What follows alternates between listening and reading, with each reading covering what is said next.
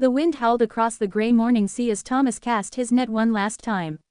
The waves lapped coldly against his small wooden boat, the air thick with salt and loneliness. Fishing had been poor for weeks. His wife, Clara, waited at home with little food left, her eyes weary from disappointment. Still, Thomas believed that the sea, though cruel, had a soul, and souls could be kind when least expected. The net grew heavy. Thomas's heart quickened. He pulled with all his might, the rope cutting into his palms. When he finally lifted it aboard, his eyes widened in disbelief. Inside, tangled in the ropes and glistening like a jewel, was not a fish, but a golden one. The fish blinked up at him, its scales shimmering like molten sunlight. Then, to Thomas's shock, it spoke. "Good fisherman," said the fish, its voice calm and wise, "please, let me go. I am no ordinary fish. Spare my life, and you shall have whatever you wish." Thomas nearly dropped it back in surprise. His heart pounded. You can talk." The fish's eyes sparkled. "Yes. I have lived 1,000 tides and seen 1,000 storms. Show mercy, and you will be rewarded." Thomas stared into the fish's eyes. They were full of something that felt alive, ancient, and human. He thought of Clara and their empty shelves. But something deep inside whispered that kindness should not be traded. "I need no reward," Thomas said softly. "Go free, little one." He gently lowered the fish back into the sea. It swam in a golden circle before diving beneath the waves, leaving behind only ripples that shimmered in the gray light. When Thomas returned home that evening, Clara was standing at the door, her arms crossed. "Empty again?" she asked, her voice sharp with fatigue. Thomas smiled faintly. "No fish today, but I did something good." Clara frowned. "Good, Thomas, good doesn't fill our bellies." He told her about the golden fish, about its promise, about how he had refused any reward. But instead of being moved, Clara's eyes widened with disbelief.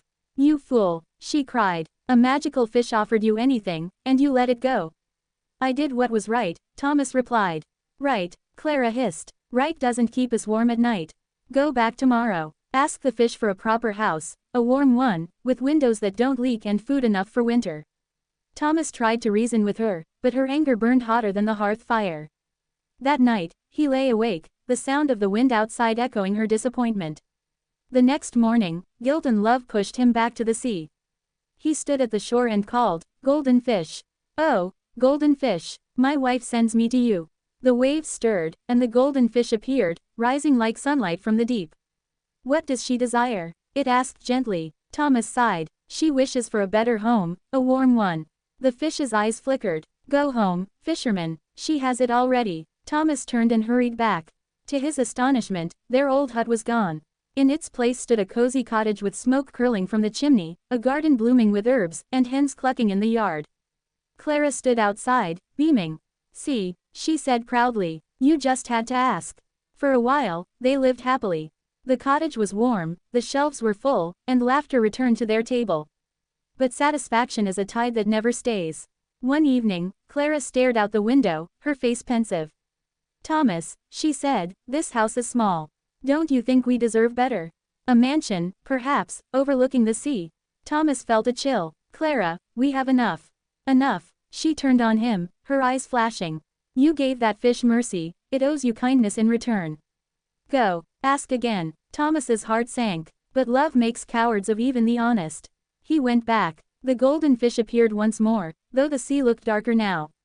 "What does she desire this time?" the fish asked. Thomas hesitated. "A mansion. She wants to live in luxury."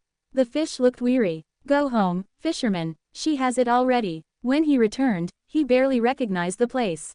Marble pillars rose into the sky, fountains danced in the garden, and chandeliers sparkled through tall windows. Servants bowed as he entered. Clara sat on a velvet chair, adorned in silk, a smile of triumph on her lips.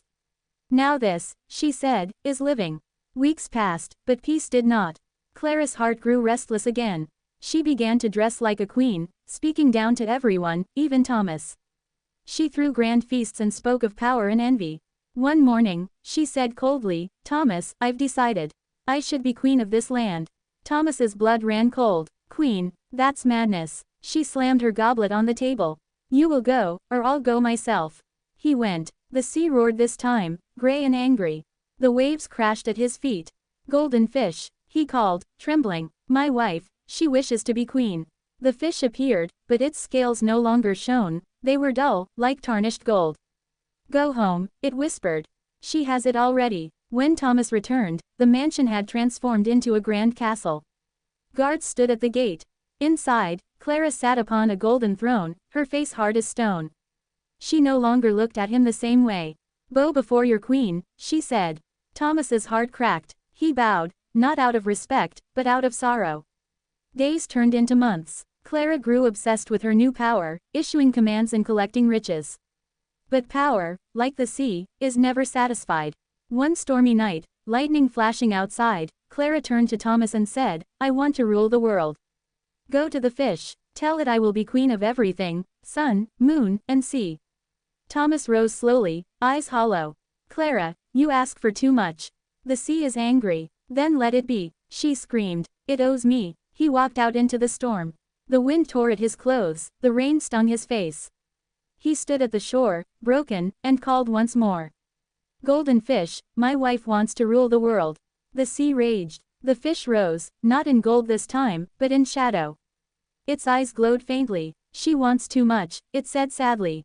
Go home, fisherman, Thomas whispered, will she have it? The fish's voice echoed through the wind. She already has what she deserves. Then it vanished beneath the black waves. Thomas turned and trudged home.